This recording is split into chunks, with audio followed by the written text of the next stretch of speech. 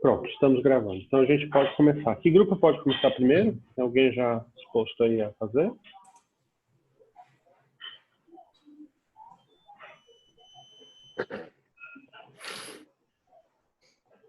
Pode ser o meu, professor. Deixa eu só organizar aqui a apresentação rapidinho. Qual é teu grupo? É o de Home Office 2. Tá certo.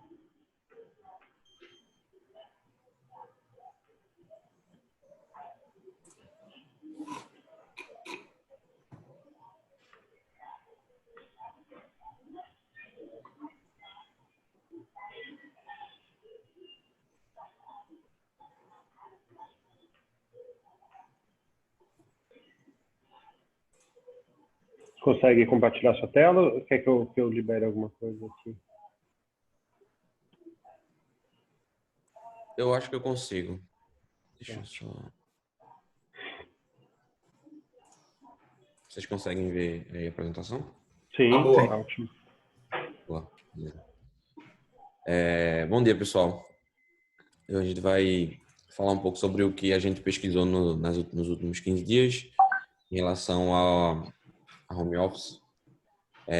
Só para dar uma ideia também de como a gente se organizou, uma das metodologias de design que a gente tem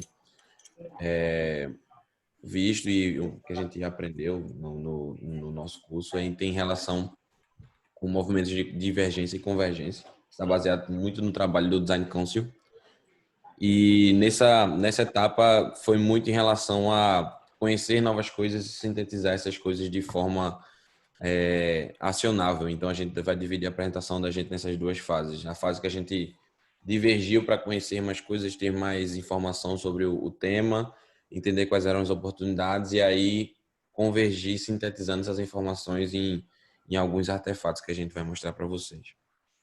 E aí, nessa fase de conhecimento, a gente escolheu duas estratégias. Uma foi um desk search, para entender qual era o corpo de conhecimento que havia sobre esse tema. E aí a gente tentou pegar isso no maior nível de informação possível e formatos de conhecimento possível, seja artigo científico, seja pesquisa, seja notícias, questionários, etc., que foram feitos sobre o tema de home office, também com entrevistas semi-estruturadas com pessoas que estão dentro desse contexto. E aí, falando um pouco sobre o que a gente achou na nossa Desk Research, é muito claro para quem tem acompanhado as notícias o crescimento de pessoas que que estão nesse contexto de home office. Então, só nesse último ano, houve um crescimento de 30% do número de empresas que pretendem adotar o home office após essa crise. Então, o que a gente entendeu é que esse movimento de pessoas trabalhando de casa não é uma coisa que vai acontecer somente nesse processo de pandemia e vai acabar e todo mundo vai voltar a um suposto normal. Mas boa parte das empresas ela está migrando para uma estrutura que permite o trabalho de casa. E pelo menos 55% das pessoas já em 2017 já utilizavam esse modelo home office pelo menos uma vez por semana. E aí, quando a gente pensa nas vantagens e desvantagens que foram listadas pelos vários artigos, você tem um melhor entendimento de processos organizacionais, compartilhamento de conhecimento, agilidade nas tarefas. Ao mesmo tempo, você tem algumas empresas tentam ter um maior controle exercido nessas pessoas, mas ao mesmo tempo isso atrapalha a criatividade, um crescimento de jornada de trabalho, porque as pessoas não conseguem dividir muito bem esse tempo. E em questão dos autônomos, há uma perda até mesmo de identidade nesse trabalho, e uma dificuldade de você construir essa carreira. E aí, quando a gente pensa também, esse tema também foi abordado nas entrevistas, e o que a gente viu foi que a mesma coisa, as pessoas estão trabalhando mais, porque você não tem uma definição prática de onde começa o seu trabalho, onde termina e onde começa o momento de você estar em casa. Ao mesmo tempo, questões físicas, porque as pessoas não tinham estrutura suficiente para trabalhar de casa, então mesa, cadeira e etc. Então isso tem trazido dores no corpo. Ao mesmo tempo, é muito difícil você separar a vida pessoal da profissional, sentem falta de socialização no ambiente de trabalho. a questão de, às vezes, os familiares não respeitam o seu expediente, então, às vezes, entende que por você estar em casa, você não está necessariamente trabalhando. E, então, tudo isso foram temas que acabaram aparecendo e acabaram ressoando e que a gente percebeu que eram temas que estavam muito próximos, seja nessa research, seja nas entrevistas que a gente fez com as pessoas. E aí, chegou a hora da gente pegar esse corpo de informação e sintetizar de forma acionável para o time poder trabalhar nos próximas quests. E a gente escolheu duas coisas. A gente escolheu uma proto-persona, que é uma forma reduzida de persona, que a gente pode, a gente pode dizer assim, que é uma forma mais simples de a gente poder sintetizar as informações e poder, no futuro, construir personas mais bem documentadas e bem mais baseadas em dados reais. E um mapa de empatia, que é um artefato que auxilia a gente a entender a perspectiva dessas pessoas no contexto que a gente está estudando.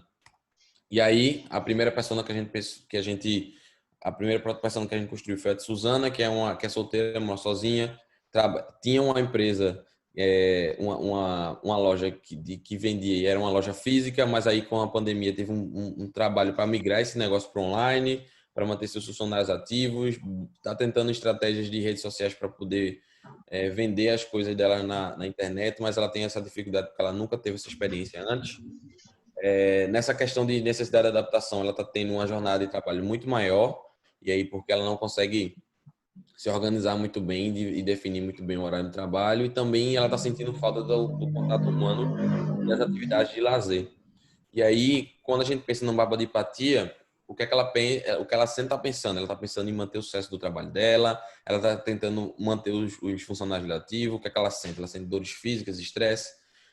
O que é que ela está vendo? Ela está vendo muita gente falando sobre negócios na internet, negócio migrando para a internet.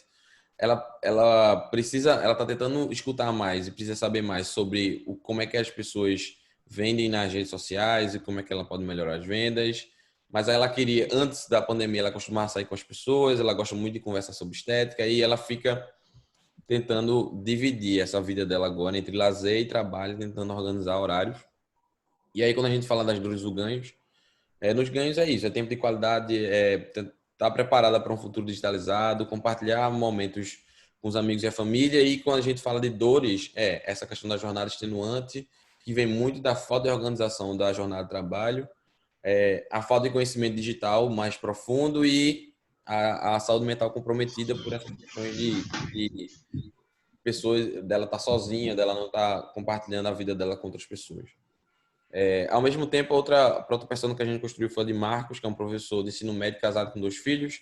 E aí a realidade é outra. Em vez de você ter a solitude da pessoa lá em casa sozinha, fechada, aqui você dar conta do seu trabalho com a sua família. Então, ele tem que ensinar. Ele nunca teve essa experiência em relação a ensinar via EAD e ter familiaridade com as ferramentas, com a tecnologia, e ao mesmo tempo tem que dar conta da família, porque os filhos estão ali querendo atenção, não entendem que mesmo ele estando em casa, ele está no momento de trabalho, e ele está tentando se organizar e ele vê que até os próprios alunos dele estão sem estrutura suficiente para poder executar as aulas, para poder assistir às aulas dele.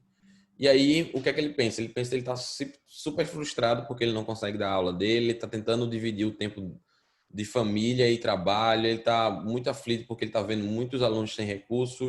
O que é que ele vê? Ele vê os filhos dele brincando, fazendo bagunça, ele vê outros professores de forma remota. O que é que ele faz? Ele costumava dar aulas presencialmente, mas de forma interativa, ele tenta momentos de contração com a família, gosta de documentários. E o que ele escuta? Ele está vendo ali, ele está escutando os filhos dele pedindo atenção muitas vezes no horário de trabalho e as reclamações dos alunos na dificuldade de acompanhar o assunto. Essas foram as duas protopersões que a gente construiu.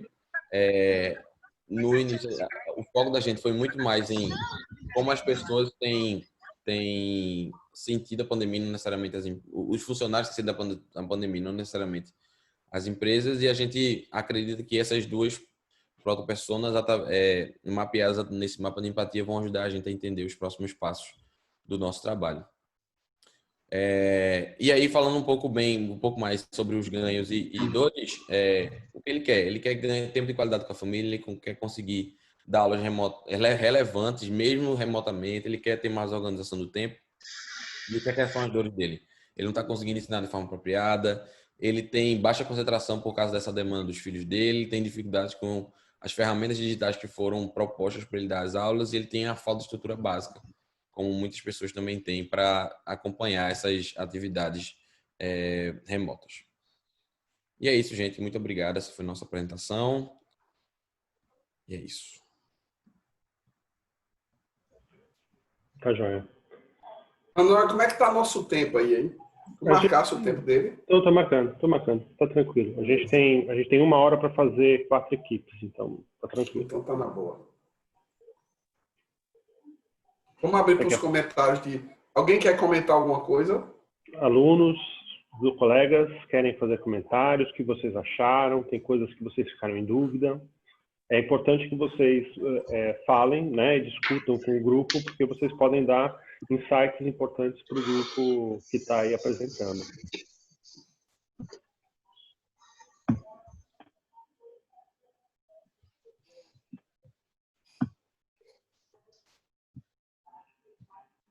Eu achava que era legal eles botarem, tipo, de onde eles encontraram essas dores. Se eles foram falar com outras pessoas, da vida deles mesmo, ou de onde veio isso. Então, no começo, a gente estava mostrando justamente como é que foi esse processo da gente. Da gente ter gerado muito dessas informações, tanto das pesquisas que a gente fez, das research que a gente fez, quanto das entrevistas que a gente fez com pessoas. Tipo, que a gente procurou pessoas que estavam justamente nesse contexto de home office. E aí, o trabalho, esse último trabalho das personas, é nada mais nada menos do que você construir um resumo acionável dessas coisas.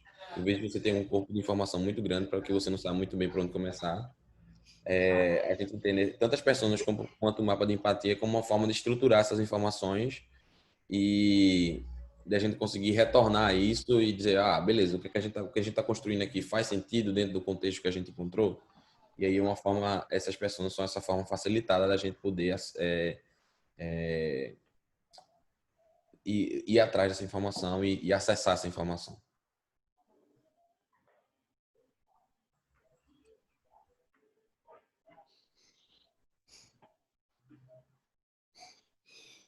Mais perguntas? Questões? Feedbacks? Bom, Giba, quer fazer seus comentários? Quero, mas comece. Oi? Quer começar? Não, pode começar. Não, eu achei bom, eu achei muito consistente o que vocês fizeram, bem organizado, tá claro. A minha provocação, eu acho que cumpre bem o que a gente esperava da Quest 2. A minha provocação é muito mais na direção disso tudo que vocês viram. Já tem alguma coisa que vocês acham que vocês têm mais interesse ou que apareceu como mais crítica? Em que direção vocês vão?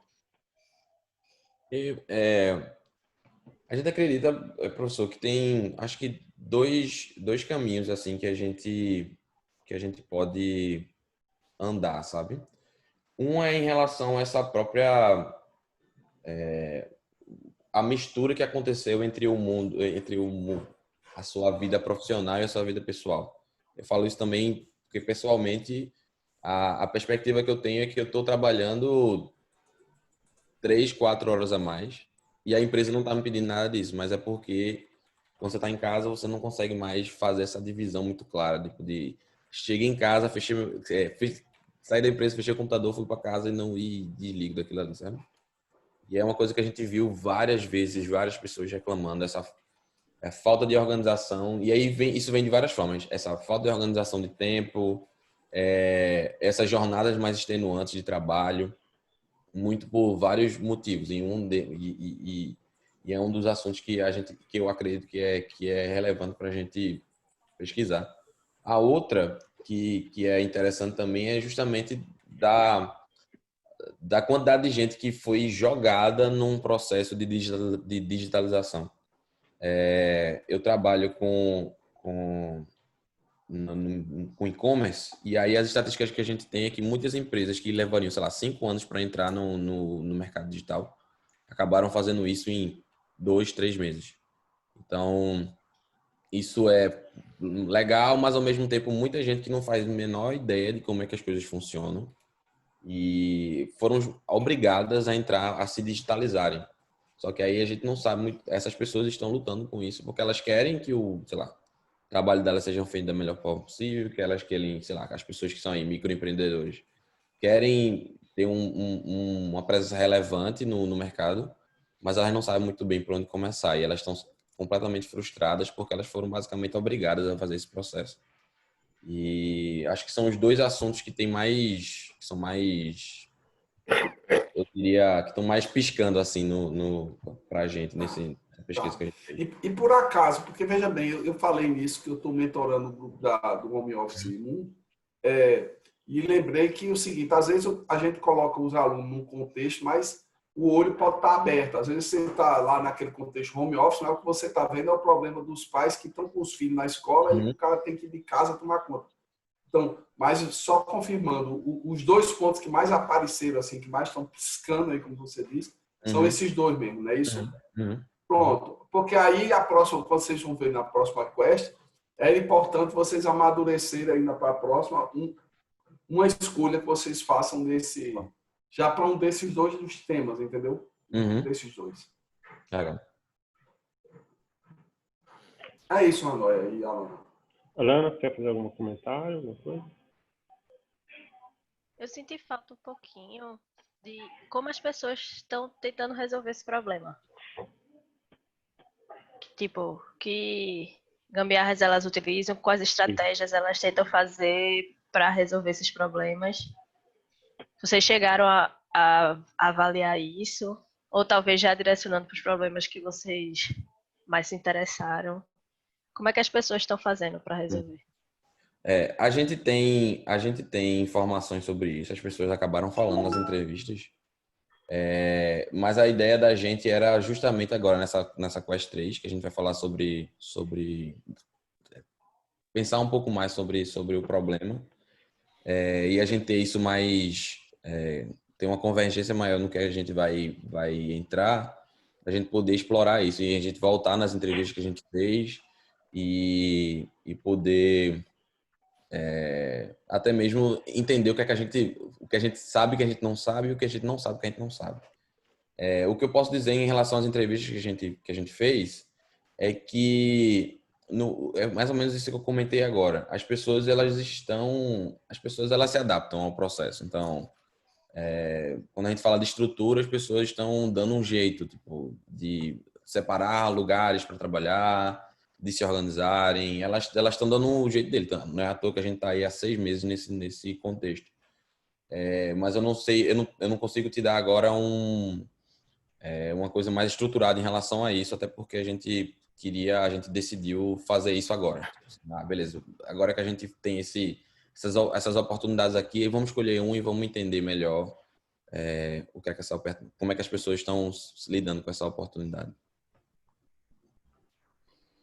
Mas a pista, o que a Alana está dizendo é porque, de fato, quando você tem gambiarra, isso é uma bela pista para você seguir.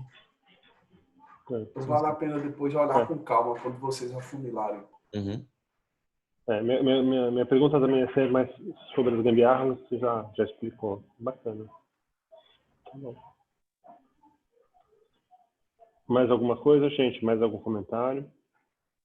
Eu tenho 2 pequenos comentários. Um é que, dentre as pessoas envolvidas nessa primeira parte que vocês fizeram essa pesquisa, acho que ficou faltando ouvir talvez um pouco da pessoa que está lá do outro lado, do empregador, do cara que tem esses funcionários que estão envolvidos nesse home office. Então, é bom ouvir também a outra parte, né? Também é interessado. E outra é com relação à questão da apresentação.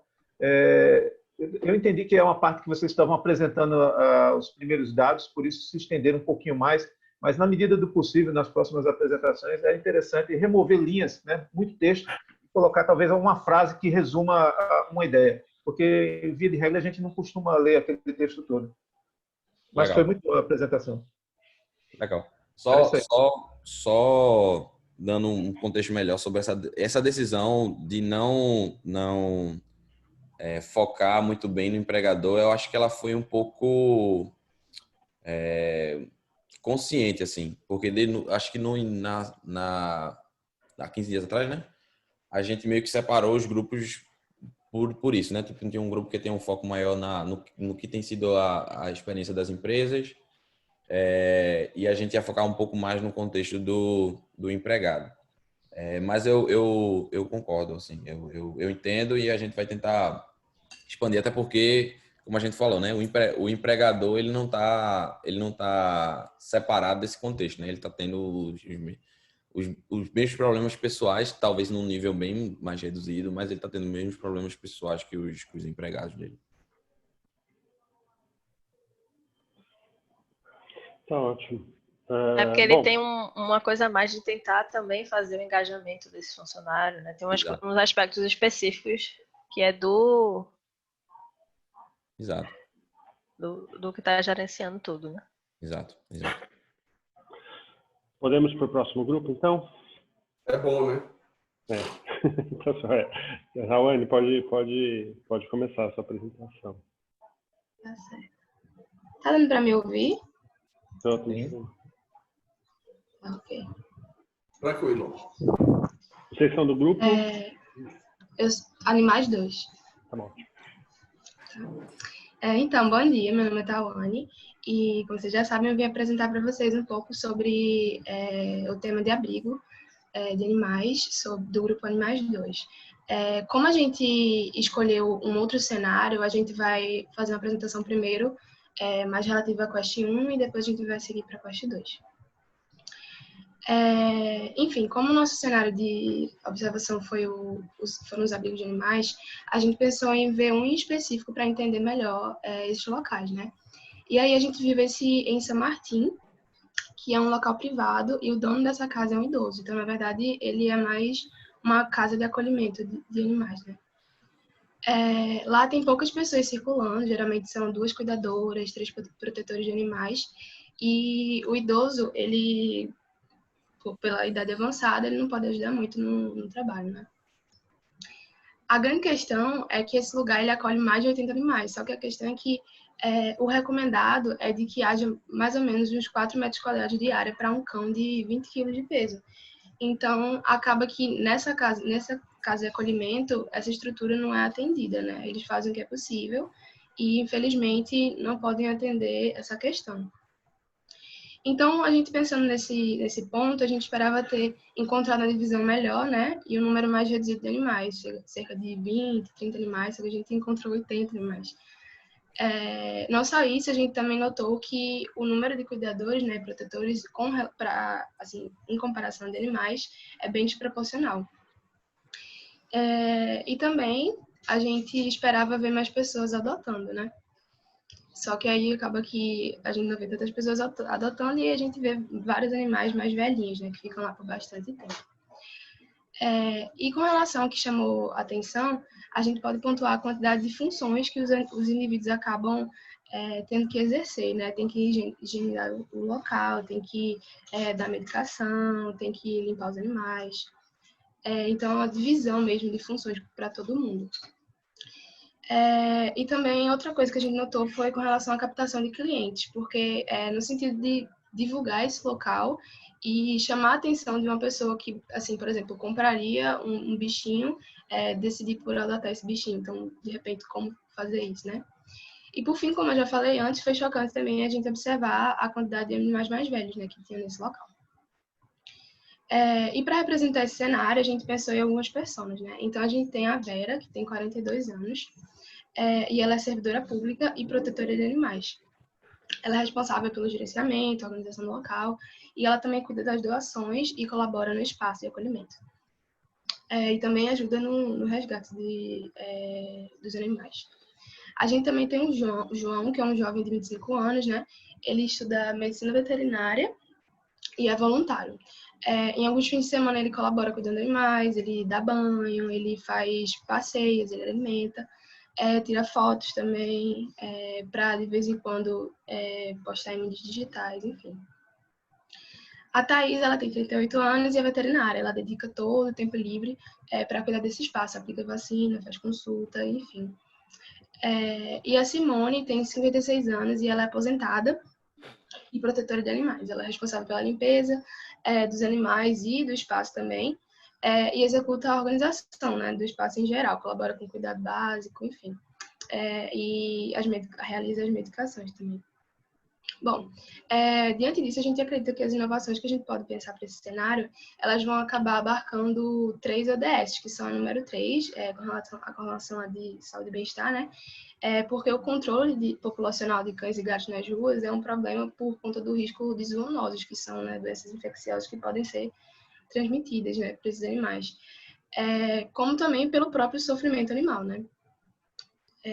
E aí o número 11, que é com relação à problemática das sacolas de lixo na rua, que todo mundo já viu, e os animais em busca de alimentos acabam rasgando essas sacolas de lixo, e aí todo o conteúdo é posto para fora, enfim.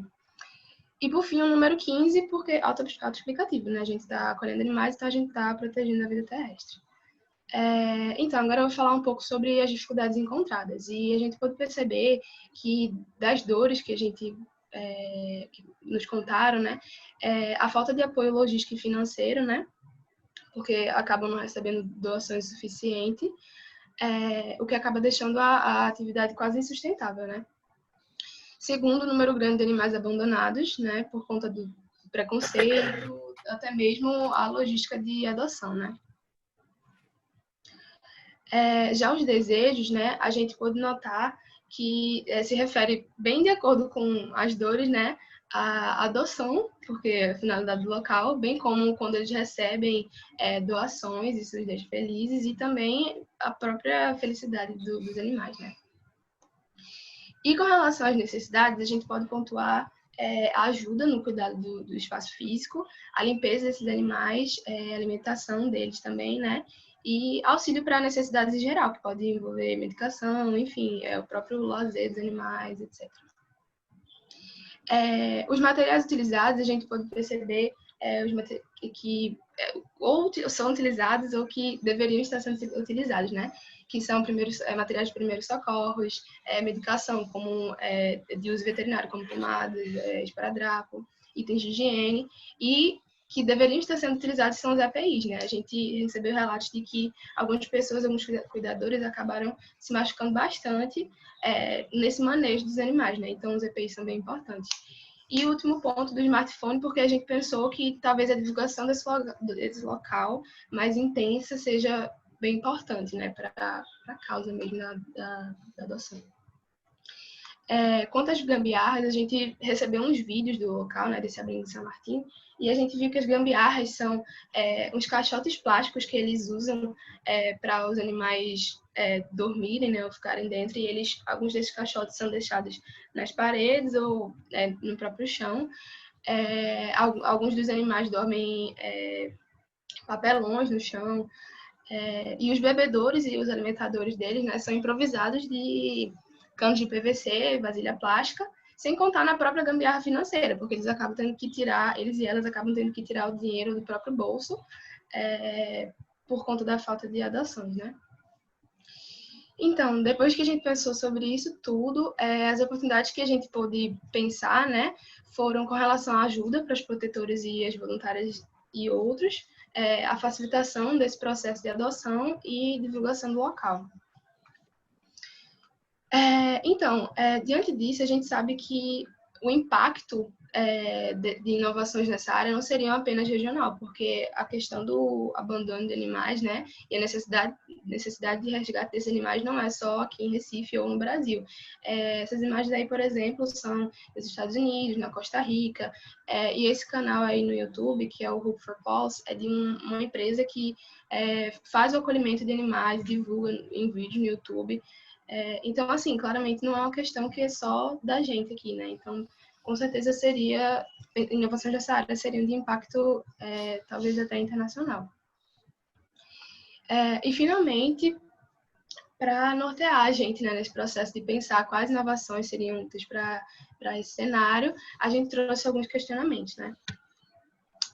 De que forma é possível otimizar o gerenciamento de medicamentos e de alimentos para esses abrigos? Como aproximar quem resgatou de quem tem o interesse de adotar os animais, né? Porque, sei lá, talvez um site, um aplicativo, como que a gente pode facilitar a pessoa chegar a esse abrigo, né? Esse local de acolhimento? Como aproximar possíveis doadores financeiros e de materiais aos abrigos e acolhimentos?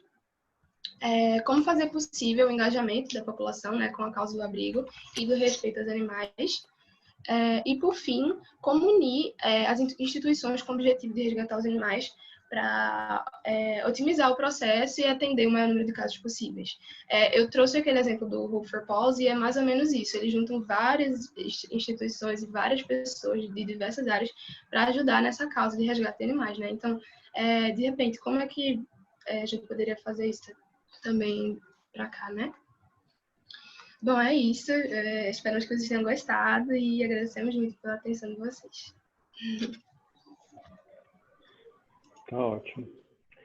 Colegas, alguém tem algum comentário, dúvidas, perguntas para o grupo?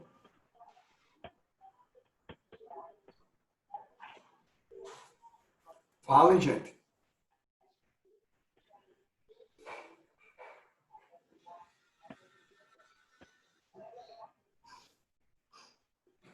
Eu acho que é algo interessante se perguntar se eles pensaram talvez alternativas de geração de renda, que acaba sendo um trabalho meio humanitário, entre parênteses, entre aspas, mas é algo que eles poderiam talvez buscar alguma outra forma de gerar essa renda que eles precisam.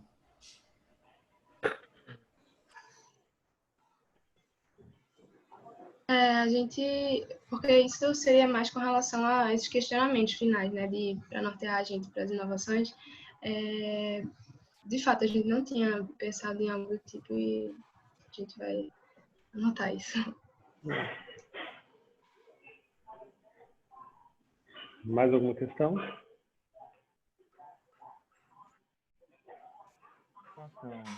Hoje em dia, quem são as pessoas que procuram adotar animais desse cenário do sentimento tipo? As pessoas que procuram adotar animais, o que é que elas procuram nessa adoção? O que é que elas sentem? Por que é que elas gostam e por que elas fazem isso? Então, você está falando de, tipo, a gente focar também em quem está vindo, né, para esses abrigos. Eu não digo de focar, entende? Tipo, isso aí é uma coisa de vocês, mas acho que poderia ser um indicativo, já que é uma via de não somente estar ali aqueles animais naquele abrigo, mas eu não posso também ter uma superlotação ali. Eles precisam ir para algum lugar onde eles tenham cuidado. Então, essas pessoas que procuram, quem são, né? Acho que poderia ser um indicativo.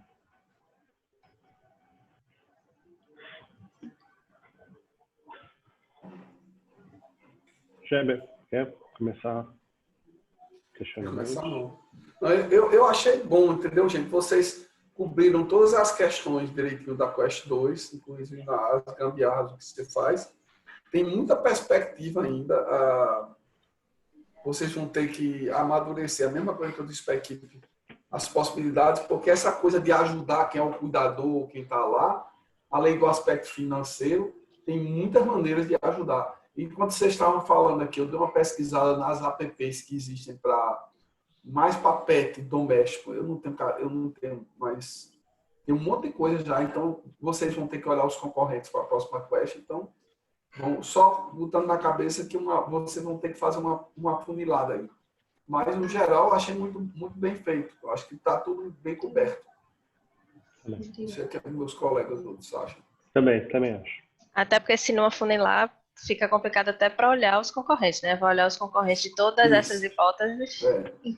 Inclusive, sabe, olhando os concorrentes, olhando não diretamente os concorrentes, porque você tem concorrentes e inspirações, a gente vai explicar isso. Mas, por exemplo, olhando os apps que tem hoje, já para animais domésticos, já me ocorreu algumas coisas aqui que podiam ser uma adaptação para quem está lá cuidando de tantos cães, entendeu? Porque se tem essa quantidade de animais, não deve ser fácil.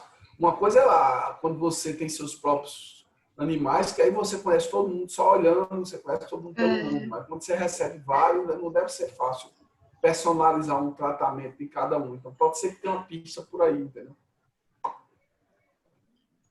Acho Comentário. Diga, Alana. Não, é tipo, acho que na mesma pergunta que tu fez, né, GV, o primeiro grupo, se tem algum tema que vocês se afinaram mais ou acharam que era mais interessante abordar desses que vocês listaram?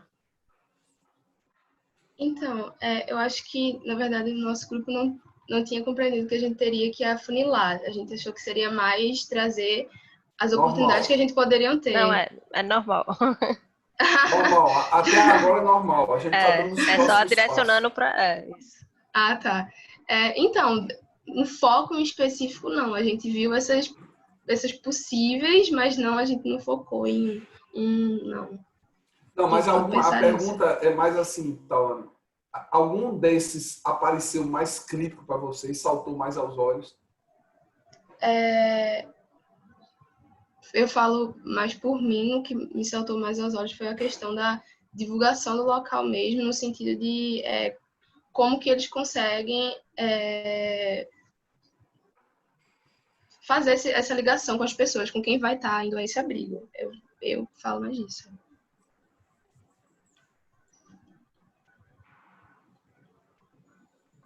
Tá bom.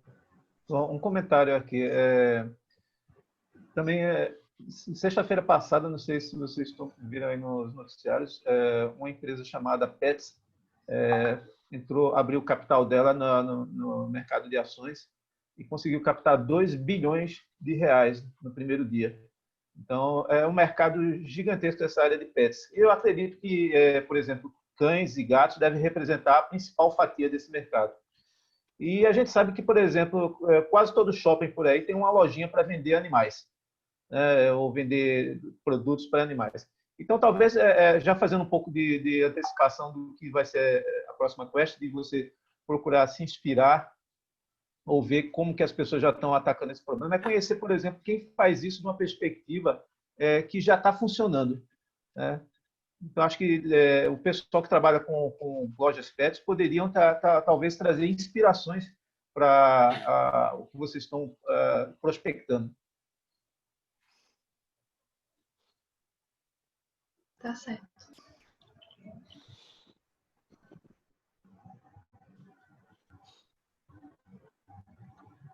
Tá no mudo, Ramon? Desculpe. Tá bom, tá ótimo. Vamos para o próximo grupo, então? João agora, não é isso?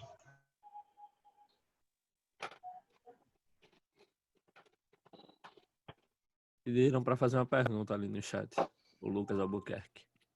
Lucas, pode, mas vamos tentar fazer as perguntas e as questões quando tiver o horário para os alunos. A gente divide isso para ter um controle de tempo. Mas pode fazer a sua pergunta sim. Então, a primeira vez, vocês estão aprendendo aí como é que funciona, fica à vontade. Obrigado. Não, eu queria saber se vocês fizeram alguma pesquisa no sentido de entender por que os animais chegam lá. O que leva os animais a serem abandonados, esse tipo de coisa, ou não. O foco de vocês é mais dali para frente. A gente focou mais em dali para frente, mas a gente fez uma pesquisa mais geral no sentido de... Posso ajudar, Tawane? Pode. Então, sou do grupo também Animais, meu nome é Daniel, do Animais 2, perdão. Nós, como ela estava dizendo, não focamos nisso, mas como eu já trabalho há um tempo já com esse empenho, né, é histórico a questão de abandono social de animais, como questão de zoonose, né? As cidades vão crescendo e vão deixando de lado os pequenos problemas, como animais de rua, e isso foi sendo observado por grande número de pessoas que amam animais. E a questão de zoonose quer dizer que um grupo de animais de rua se reproduz muito rapidamente, né, como gatos, cachorros e tudo mais, criando um problema social. E isso, nas cidades, é notado de maneira que uma pesquisa levaria tempo a explicar exatamente o motivo, mas que não é exatamente o foco nosso. Nosso foco é o resgate, não a causa. A gente vai combater exatamente daqui para frente, como ela falou, porque historicamente não valeria a pena buscar um motivo. Ok. Entendi.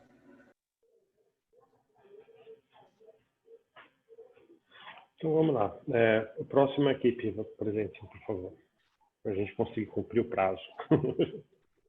Rapidinho, só o que Daniel pediu para falar, só para avisar, sempre a pessoa do grupo pode ajudar quem está apresentando a responder. Não precisa ser só quem está apresentando. Podem ficar à vontade.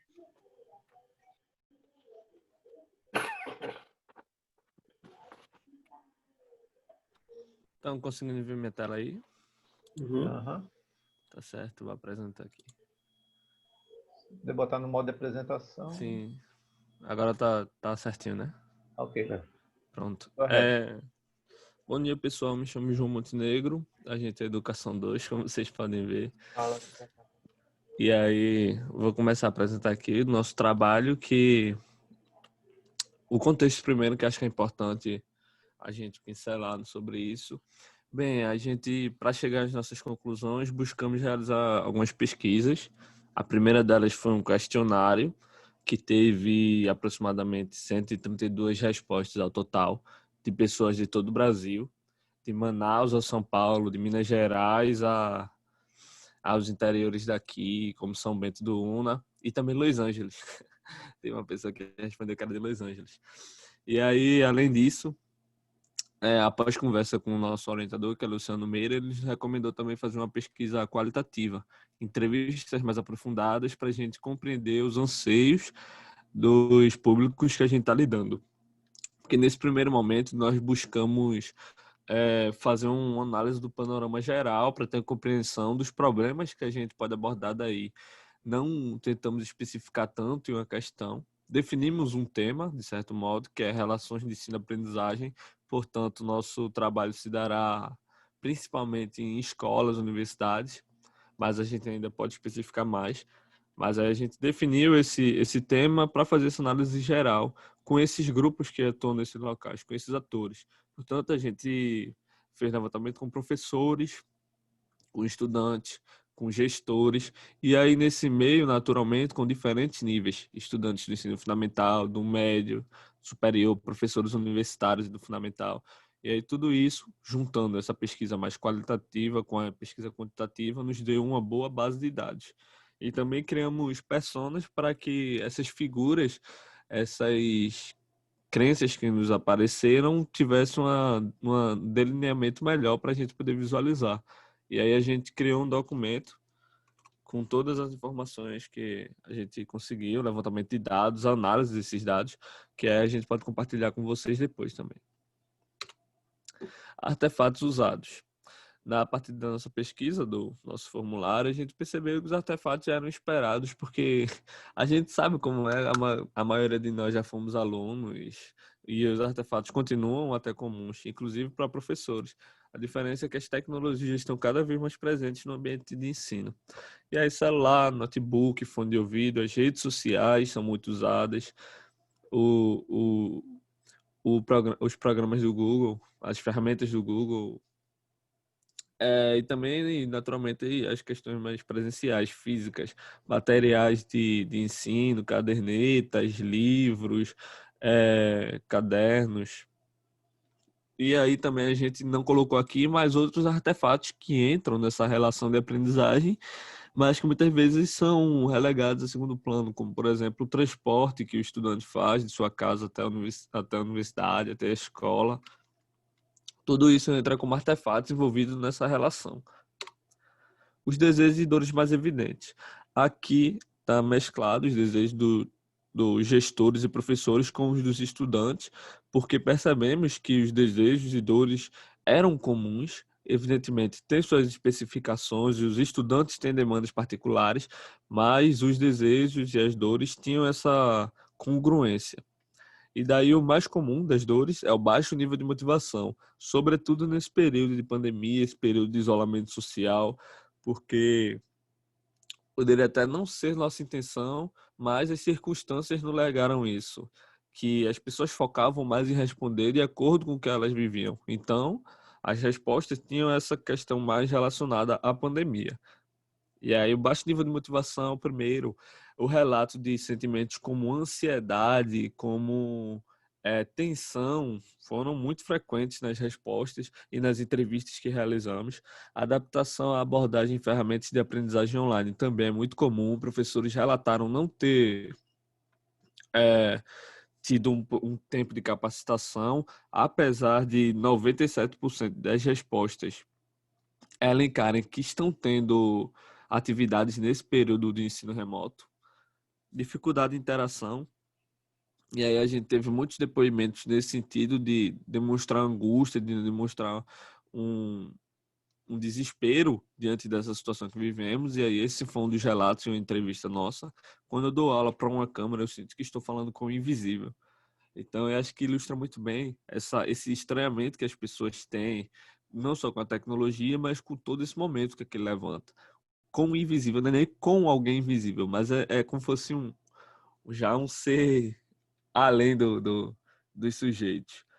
Os desejos, interações positivas, porque apesar de grande parte das respostas elencarem que há uma interação com os professores, ao mesmo tempo ainda há um desejo de ter uma interação qualitativamente superior. Significa que há uma necessidade de proximidade com os estudantes, com os professores, uma facilidade maior de contato. E que mesmo que os meios virtuais proporcionem isso, os estudantes ainda sentem falta. A satisfação em aprender coisas novas e métodos alternativos de ensino, que foi bastante latente entre as respostas. Muitas pessoas elencaram que estão já fadigadas desse método de avaliação baseado em nota, de provas, de trabalhos bem restritos. E aí tudo isso demonstrou-se um desejo das pessoas. E aí o manejo, como é que as pessoas lidaram com esses seus desejos, esses seus receios e anseios? Bem, de modo diverso, essencialmente elas buscam continuar suas atividades apesar disso, porque grande parte das respostas que nós recebemos constituíam a educação como problemática estrutural, e como ela de fato é. Mas, normalmente, as pessoas buscavam seguir em frente apesar desses problemas. Grande maioria continuava fazendo os trabalhos, professores, com a mesma didática, utilizando os mesmos materiais, as mesmas metodologias. Então, um problema constante, um problema profundo da sociedade brasileira, mas que as pessoas, em seus meios e em suas possibilidades, não tentam modificá-lo. Gambiarras presentes. Os alunos, a velha cola, fila, e nesse tempo também a questão do plágio, de pegar resumos, resenhas e críticas na internet. Os smartphones, utilização durante as aulas, e aí o próprio Luciano Meira, na reunião de orientação, ele falou que quando está numa reunião que é tediosa, ele pega o celular e começa a mexer lá. Talvez ele esteja fazendo isso nesse momento, sabe? E aí também teve acelerar vídeos, que nesse meio virtual, nesse período de ensino remoto, está sendo uma prática muito utilizada. Você tem a aula gravada e aí não quer perder tanto tempo com as pausas que surgem naturalmente no método de exposição, e aí acelera um vídeo. Fora isso, tem algumas outras, como desligar a câmera e o microfone, dizer que está prestando atenção na aula, mas está realizando outras atividades. Os professores chamar o nome dos alunos para participar da aula online é uma coisa bem comum, e aí alguns relataram também algum uso de ferramentas um tanto exóticas, como utilização de buzinas em sala de aula para chamar a atenção dos alunos. Utilização de redes sociais também, que a gente vê isso frequentemente, inclusive nos nossos cursos, professores utilizando redes sociais para compartilhar atividades e aulas, porque é a ferramenta mais próxima dos alunos, e isso já demonstra também uma falta de domínio do meio virtual e das possibilidades que eles nos fornecem. E aí, aqui dá para perceber que a gente tentou compreender um quadro maior. O nosso escopo foi geral. A gente tentou abordar a a relação de ensino-aprendizagem em toda sua amplitude, isto é, no sentido prático, concreto, físico, nas escolas no dia a dia, nas universidades no dia a dia, bem como nesse período específico que nós estamos vivendo. E que, invariavelmente, a gente ia chegar a essas respostas desse período, porque quando a gente vai fazer uma pesquisa, um levantamento com esses públicos, eles vão relatar de acordo com o que eles estão vivenciando, né? E aí a gente acabou abordando esses dois quadros, de pandemia e de realidade corriqueira. As oportunidades que nos aparecem nesses meios. Bem, de artefatos e processos, a gente tem diversos tipos que são muito pouco abordados, desde ferramentas, redes sociais, Telegram, Discord, e as possibilidades que as novas tecnologias nos fornecem, as ferramentas do Google mesmo que são utilizadas agora por nós, estudantes da Universidade Federal de Pernambuco, que fez a parceria com o G Suite. Então, a gente tem uma série de ferramentas que a gente pode abordar.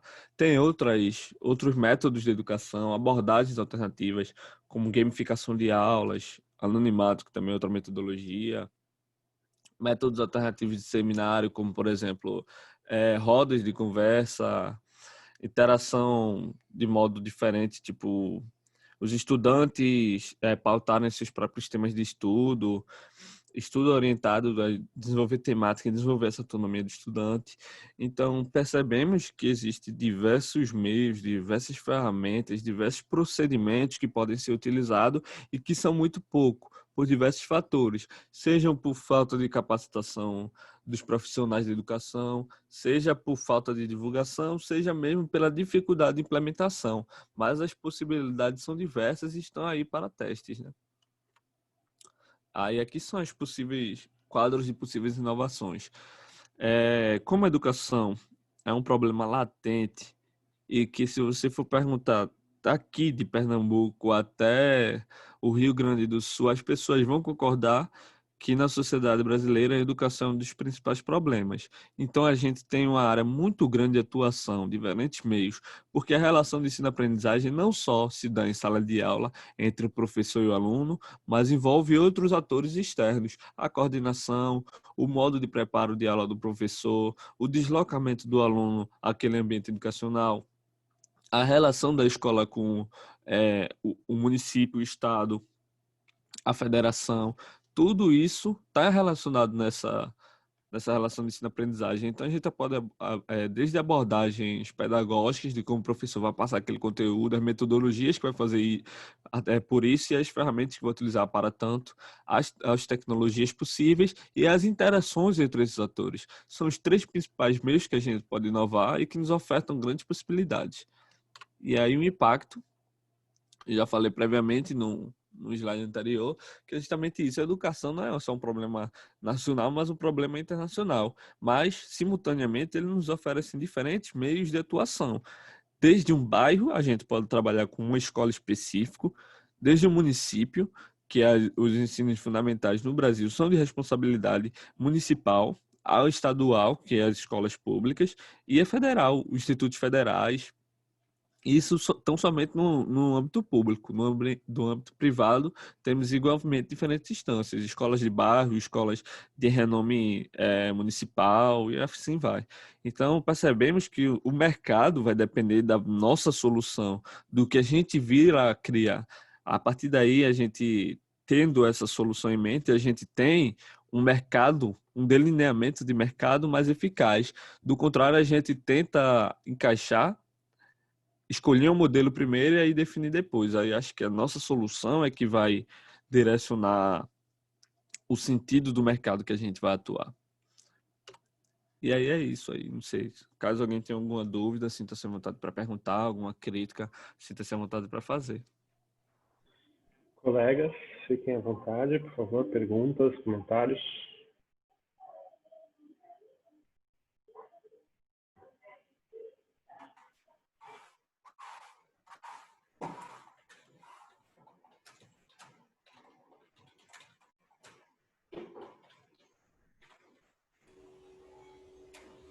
Bom, então eu vou passar a Em palavra questão aqui. dessas coisas das gambiarras, não sei se vocês chegaram a ver, mas tem algumas pessoas fazendo coisa tipo do comentário que vocês tinham trazido do falando com a pessoa invisível.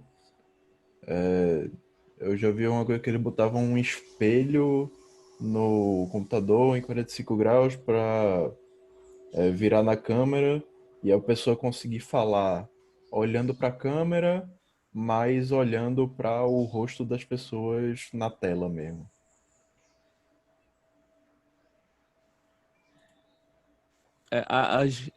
Tem as gambiarras assim, tipo, a gente percebeu, mas a gente até chegou a discutir, inclusive, sobre isso, porque a gente quis diferenciar um pouco enquanto gambiarra que representa a classe. Isso é, gambiarras comuns aos professores, dessas gambiarras bem peculiares a um professor específico, sabe? A gente quis fazer essa distinção entre a classe e o indivíduo. As que são mais comuns às classes é que a gente enumerou mais. Mas tem algumas desse sentido que a gente enumerou no nosso documento. A gente pode compartilhar, caso alguém sinta vontade de ver mais profundamente. Tem aqui. Aí tá aqui mais detalhado, todas as nossas informações. Legal. Bacana. Mais algum comentário, alguma pergunta? Bom, então eu vou passar a palavra aqui para os professores. Geber, Alana, Bosco, alguém quer fazer um comentário? Achei interessante esse negócio de colocar no Google Docs aí, deixar compartilhado para todo mundo ver. Pode ser uma boa ideia para as demais equipes. Porque, de repente, pode criar um histórico, né? Um registro aí do trabalho que vocês fizeram. Pode facilitar as coisas lá na frente. Uma boa dica aí para as outras equipes.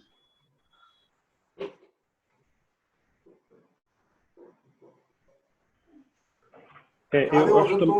Vai, Ronaldo. Jaber, não, pode Jaber.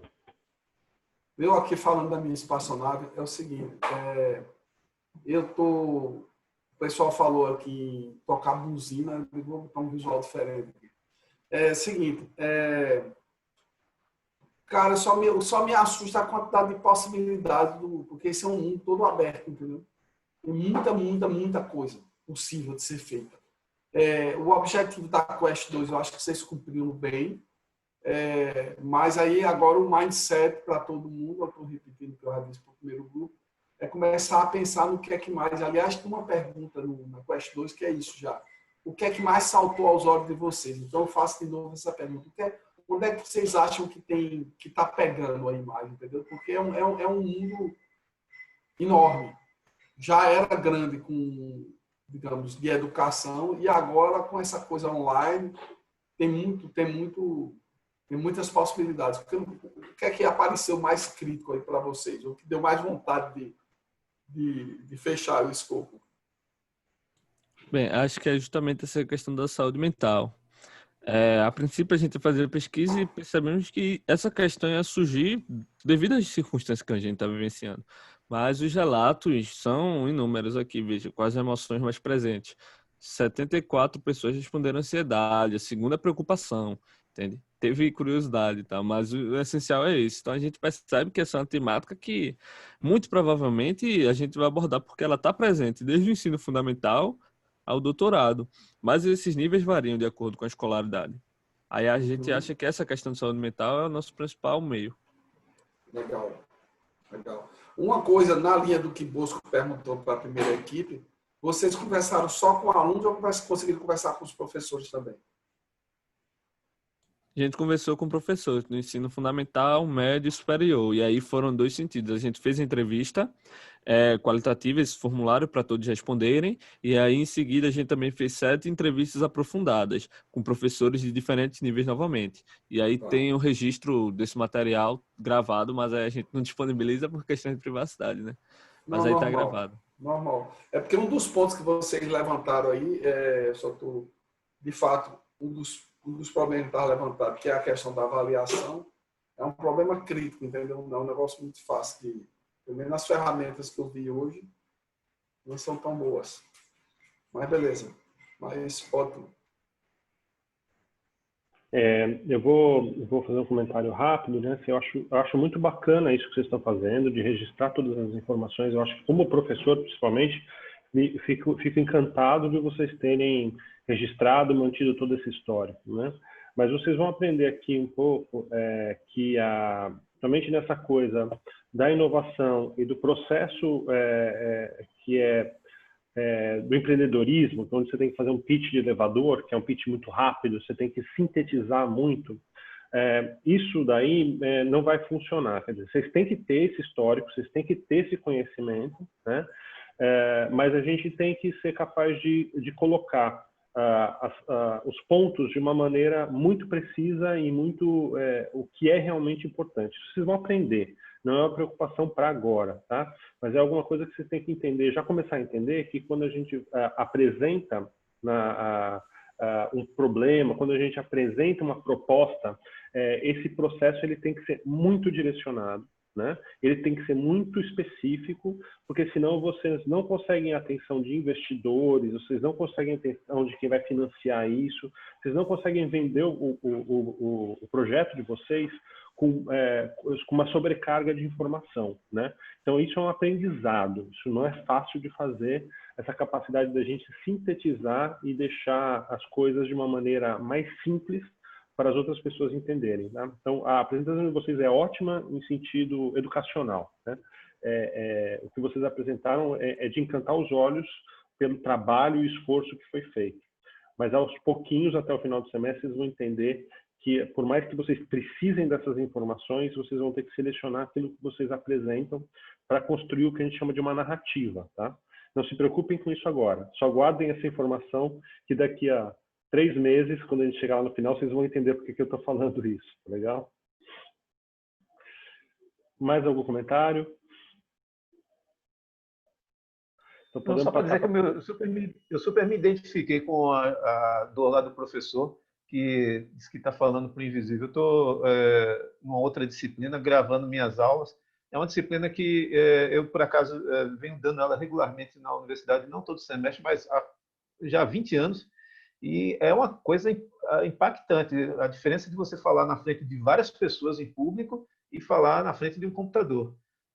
Gravar videoaulas é um negócio terrível, né? Editar.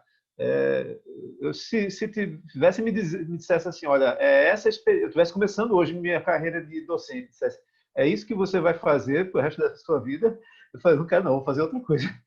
É muito diferente, realmente. Tá bom. Então, podemos passar para o próximo grupo?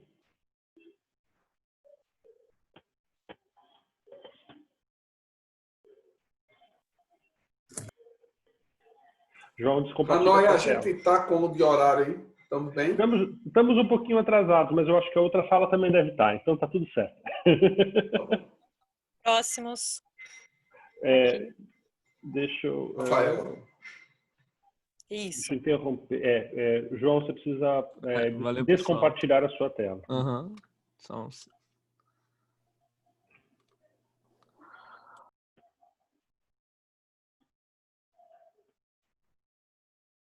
Pronto.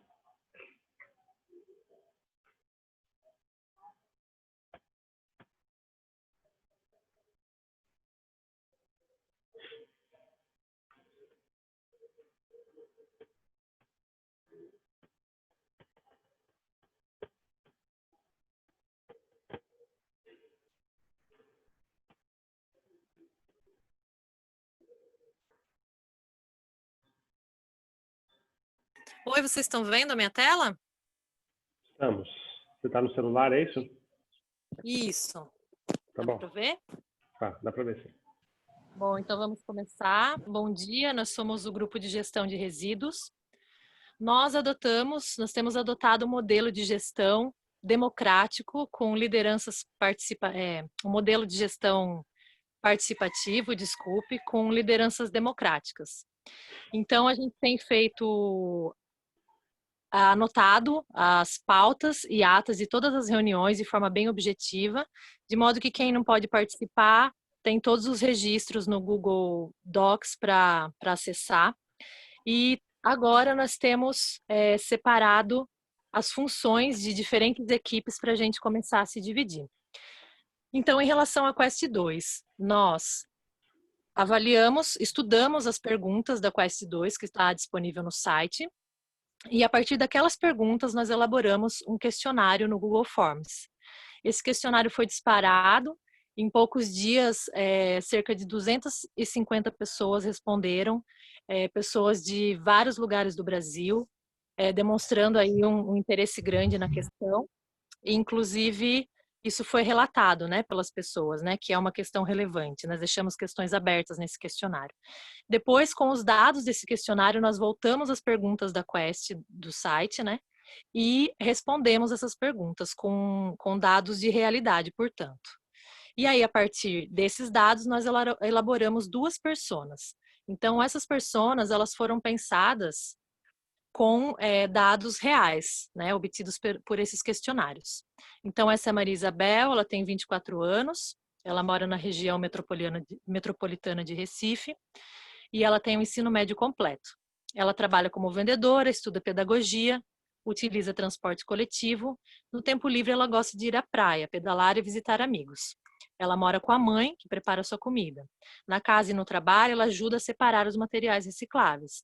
Às vezes, ela pede comida por aplicativo. E ela sente-se responsável por produzir muito lixo. Quando chove, ela tem crise de ansiedade e medo de que ocorram enchentes provocadas por poluição, que é comum na região que ela mora. Seus objetivos são trabalhar com educação ambiental para crianças e adolescentes em projetos sociais e escolas, contribuir e participar de trabalhos comunitários que protegem a vida marinha. E aí nós colocamos aqui os likes, né, o que ela gosta de fazer. Atividades ao ar livre e natureza, estudar educação ambiental, e ela não gosta de ir às praias e parques sujos, e de ratos e insetos transmissores de doenças. Ela também não gosta da negligência e falta de informação e fiscalização sobre a coleta seletiva. Essa é uma frase literal da nossa persona que foi tirada exatamente como foi respondida no Google Forms. A educação é fundamental. Se as pessoas fossem educadas o bastante, mesmo que na cidade não houvesse uma coleta adequada, a poluição seria menor. Não teria ninguém poluindo lugares indesejados ou jogando lixo e resíduos em qualquer lugar. É preciso uma ação conjunta entre população e governo. Nossa segunda persona é o João Ramos. Ele tem 41 anos e ele é da região do Agreste de Pernambuco. E tem um ensino superior completo. Ele mora com sua esposa e seus 2 filhos, trabalha como administrador na indústria alimentícia. Todos os dias pela manhã ele sai para correr e observa inúmeros focos de lixo. João não separa seu lixo, apenas coloca na calçada para ser coletado. Devido à sua rotina, ele consome muitos produtos de embalagens descartáveis. No seu trabalho, possui recolhimento de pilhas, baterias e cartões. E ele sempre leva alguns desses objetos quando ele tem para descartar. Os objetivos dele são se tornar um empreendedor para ter o próprio negócio e proporcionar mais conforto para sua família. Aqui os likes do João. Viajar em família, cozinhar, socializar com os amigos. E ele não gosta de desorganização, de cigarro e de agitação. Aqui outra frase literal. A coleta seletiva, além de proporcionar renda, é uma forma de proteger o meio ambiente. Ops. Então, evidências que encontramos, né? A ausência de coleta seletiva em muitos municípios, embora também responderam que existe coleta seletiva em muitos locais, né? E bairros e municípios. A questão do tratamento adequado de resíduos também, a gente teve bastante informação sobre isso, né? A ausência de tratamento adequado, principalmente. E os impactos na saúde pública e no meio ambiente. Isso foi bastante relatado também. As pessoas desejam mais informações sobre descarte adequado, a gente viu como uma necessidade. A questão da infraestrutura para o descarte e tratamento dos resíduos também é uma infraestrutura insuficiente ou em cada lugar funciona de um jeito, né? E a questão da melhor qualidade de vida e da saúde coletiva. Isso é uma preocupação que as pessoas têm. E a questão de evitar doenças também foi relatado. Tá, o que poderia estar sendo utilizado, que a gente observa que não está sendo, né? Os meios de comunicação, né, até as redes sociais e as ferramentas tecnológicas que a gente tem. Materiais biodegradáveis poderiam estar sendo mais utilizados ou mais consumidos, né? A realização de compostagem com o lixo orgânico, que é a forma mais antiga de realizar a reciclagem, né, que muitas pessoas fazem em casa, mas também não poderia estar sendo mais utilizado, né? Separar os resíduos independente de ter materiais de coleta adequados. A gente observou que existem locais em que, mesmo que a prefeitura não faça a coleta dos materiais, se a pessoa separa, esse material tem um destino mais adequado, né? Poderia estar sendo buscado mais informações sobre coleta seletiva por parte das pessoas e também a questão da efetivação e fiscalização de leis. Também poderia estar sendo feito. O que está sendo utilizado? Sacos de lixo e lixeiras improvisadas, comunicação informal, que é aquela coisa de uma vizinha minha falou com alguém que vai vir buscar o material reciclado que eu separei. A compostagem residencial a gente também colocou como uma gambiarra, porque muitas vezes as pessoas fazem mesmo sem ter condições adequadas, né? A gente pode ver como improviso também, muitas vezes. A reutilização de embalagens, muita gente reutiliza, né? Pneus, vidros e etc. Lixões e terrenos baldios como descarte de lixo são utilizados de uma forma inadequada, né? E realizar a própria separação dos resíduos sem informação. Às vezes a pessoa quer separar, ela quer colaborar, mas sem informação ela acaba fazendo isso de uma forma errada. Então é isso, nós queremos deixar claro assim que estamos abertos para sugestões, nós vamos anotar tudo que vocês falarem para continuar o trabalho. Obrigada. Tá joia. Colegas, alguém tem algum comentário, perguntas?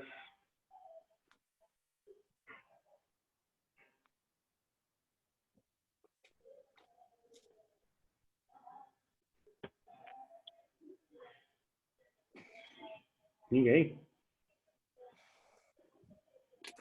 Vamos, gente. Tenham coragem. É importante para o grupo ouvir vocês.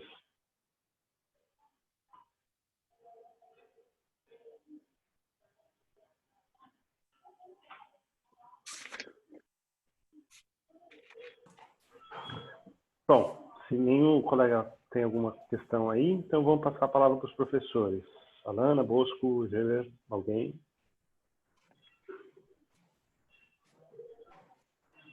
Eu vou já falar sobre um ponto. Vejam bem, o que vocês vão ter que fazer pela frente, todo mundo já entendeu, é afunilar esse troço, porque tem muitas possibilidades. Mas quando forem fazer isso, olhem, é um mix, certo? De um lado, olhar para as dificuldades, para as principais, para as coisas que são mais críticas, que vocês sentiram que são mais críticas, que para mim não ficou tão claro ainda, porque tem muita coisa. E segundo, olhar também para os desejos do que vocês gostaram de fazer, de que competências vocês têm, entendeu? E eu sei que essa equipe tem um monte de gente química, então pesem, isso também é importante pesar, digamos, entre duas alternativas igualmente impactantes para as pessoas lá da ponta, vocês pensarem, aí pode pesar o fato de que vocês têm uma capacidade de tratar do problema em função da competência de vocês. Isso também é importante pesar. Mas aí eu volto a fazer a minha pergunta que eu fiz para os outros. Desses temas todos que apareceram, Rafaela, o que é que saltou mais aos olhos de vocês? Então, a gente até observou que isso estava sendo perguntado para as equipes e conversamos no WhatsApp um pouquinho sobre isso, para a resposta ser uma resposta do grupo, né? Então, a questão é que nós seguimos muito a metodologia do site, então a gente focou na Quest 2. Inclusive, tem o desejo de alguns participantes, né? Algumas pessoas já falaram, eu gostaria de trabalhar com resíduos industriais, outras já veem esse foco mais nos resíduos domésticos, né? Mas nós optamos, inclusive foi uma orientação do professor Bosco, que a gente estivesse aberto nesse momento para conhecer as possibilidades. Então, assim, nós não temos ainda, porque como é feito em grupo, né? Isso vai ser decidido em grupo, né? O que a gente observou é que no questionário houve mais respostas, né, em relação a algumas coisas do que outras. Mas a gente também não sabe se dá para usar só o questionário como base, porque as pessoas que responderam esse questionário, elas têm os seus resíduos domésticos, né? Então, se o foco pode ser resíduo industrial, a gente teria que ter mais ferramentas de colher informações. Não sei se eu fui clara, mas a questão é que a gente está aberto aí para conhecer as possibilidades ainda. Então, a gente sabe que o próximo passo é pensar sobre isso. Agora, a gente também aceita, vocês que têm experiência, né? Se vocês quiserem dizer assim o que tem de mais interessante dos Não, isso dados a que a gente gente é proibido. colheu. A gente se autoproíbe de dizer isso, entendeu? Então tá bom. Pela questão do método. Agora, a quarta pergunta da Quest 2 tem isso, por isso que eu estou perguntando. Não é, vocês precisariam fazer uma escolha agora, mas ela diz quais coisas ficaram mais evidentes. Eu sei que vocês já relataram várias, mas dentro dessas, só para a gente ter um sentimento de para onde vocês acham que vão, mas ainda não está claro. Está na boa. Então, ficou muito evidente que as pessoas, aqueles discursos que aparecem mais, né? A questão da falta de educação sobre o ambiente, a questão de não ter, da responsabilização do poder público. Então, assim, a prefeitura não pega, não tem fiscalização, né? E também a preocupação com as pessoas com o meio ambiente. Então, isso ficou bem claro. A maioria das pessoas está preocupada com o que elas veem, né? Com o lixo nas ruas, nas praias. E aí eu até queria abrir para se alguém mais do grupo tiver aí quiser falar sobre o que mais a gente viu de evidência, eu lembro dessas coisas. Vou olhar aqui no WhatsApp se alguém... Mas só para vocês entenderem, quando a gente diz que a gente se autoproíbe, é o seguinte, é porque, de fato, uma das coisas mais difíceis dessa fase onde vocês estão, que é a observação, você tem que manter sempre o espírito aberto. Aí, se um professor diz um negócio, aí enviesa toda a atenção dos alunos. E, às vezes, você deixa do lado passar uma oportunidade interessante. Então, a gente cobra muito mais o método, que vocês seguiram, aliás, todas as equipes seguiram bem, que é poder, de fato, a escolha de vocês ser uma escolha baseada em observações, naquilo que, de fato, tem um eco. Isso, a gente também tentou fazer isso no grupo, né? Da mesma forma que um professor falar influencia, se alguém, né, ou várias pessoas do grupo também já falarem suas ideias, também influencia o andamento do método. Então, a gente, para dizer a verdade, a gente nem falou ainda sobre os desejos, né, de cada um. Mas a gente sabe que essa é uma parte importante e que a gente vai ter um momento para isso. Um comentário. Com essa coisa agora da pandemia, cresceu muito as compras online. Também existem estudos que apontam que deve, paralelamente, crescer muito o número de resíduos, principalmente de papelão, que estão associados às compras que virão fisicamente em alguma embalagem, né? Então, existem algumas áreas que, ao produzirem, ou comercializarem seu produto, eles têm que ter uma responsabilidade de dar uma destinação a esses resíduos. Então, por exemplo, na área de baterias. Logística inversa, né? Tem que dar um destino correto a alguns desses resíduos. Então, talvez tentar ouvir um pouco dessas pessoas que têm essa responsabilidade, porque talvez o que eles já experimentaram de ter que passar por um processo de recolher, da destinação, possa trazer luzes para uma outra área que vocês possam eventualmente estar interessados, que não precisa ser necessariamente papelão ou baterias. Ótimo, é uma ótima sugestão, a gente já notou. Eu queria aproveitar para tirar uma dúvida, ou saber o que todo mundo acha, né, os professores e os alunos também. A gente ficou, em relação à última pergunta da Quest, a gente ficou um pouco em dúvida, porque pergunta sobre o impacto, né, da questão, a abrangência. Então, assim, dependendo de como a gente olha para o assunto, essa resposta muda, né? Então, assim, é uma questão de impacto global, de relevância global, mas também tem um desejo do grupo de trabalhar de uma forma local, das perspectivas dos bairros. Então, eu queria saber o que vocês acham sobre isso, porque eu vejo que as duas coisas são interessantes, né? Aí a minha visão pessoal, né? Por exemplo, para pensar numa coisa que atenda as pessoas, independente do lugar em que elas estejam, né? É uma questão global ou que seja nacional, ou pensar em ações, né, mais focadas em situações específicas. Vocês vão focar em questões específicas. Agora, essa pergunta ela existe porque vocês têm que entender que existe o potencial de escalonar a solução. Então, você começa pequenininho, resolvendo um problema local, mas você sabe que o teu mercado não se restringe apenas a Recife. Então, se você fizer as devidas adaptações ao longo do tempo, você vai conseguir atender nacionalmente e eventualmente até fora do Brasil, né?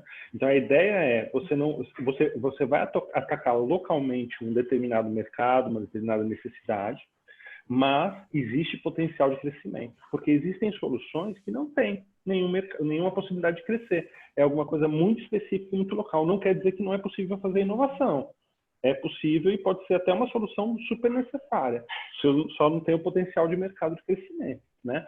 Então, assim, é para vocês saberem que você tem uma solução e a de vocês, independente de qual seja o caminho, muito provavelmente será de escala global. Não quer dizer que vocês começam com escala global. Quer dizer que vocês começam com escala local, né? E aí existe toda uma potencialidade de você crescer e ir para todos os cantos, com as devidas adaptações. Porque vocês também não podem esquecer isso. Independente de qual vai ser o problema e qual vai ser realmente a solução que vocês vão desenvolver, toda solução, para cada mercado, para cada local, exige adaptação e trabalho. Não existe uma solução universal que você vai colocar aqui e vai funcionar no Japão igual, né? Então, tudo exige aí um grande esforço, né? Mas legal, bacana. Mais alguma questão, gente? Só dentro daquele comentário que eu fiz, se vocês eventualmente conseguirem conversar também com atores envolvidos na parte de recolher de volta parte desses resíduos, é interessante perceber não somente os ônus que eles têm, mas também os eventuais bônus que eles possam obter ao dar um destino correto a algum desses resíduos. Sim, uma das questões que você acabou de perguntar, né, sobre o que a gente viu como evidência, né, que apareceu mais, muita gente colocou que o fato de estar gerando renda para outra pessoa é uma motivação para separar o resíduo, né? Então isso também é uma coisa legal de apontar que a gente... Na linha de Bosco tem um termo que chama logística reversa. Então, se vocês quiserem procurar e conversar com gente que está preocupado do outro lado. Porque, no fundo, o que você está dizendo é que tem um lado da pessoa, por exemplo, da residência ou mesmo da indústria, mas essa mesma questão tem o outro lado. Do jeito que na educação tem um professor e tem um aluno, aqui tem um consumidor, mas tem também o cara que é fornecedor, que tem um problema. Inclusive, tem legislação, em alguns lugares tem legislação específica para logística reversa.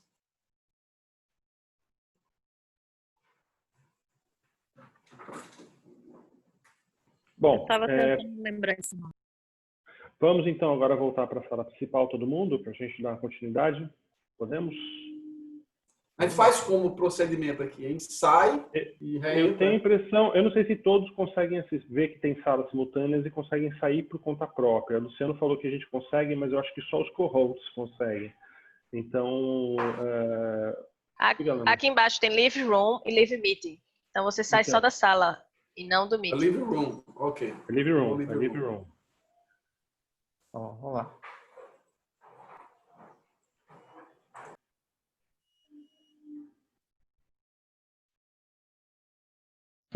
Eu achei bastante objetivo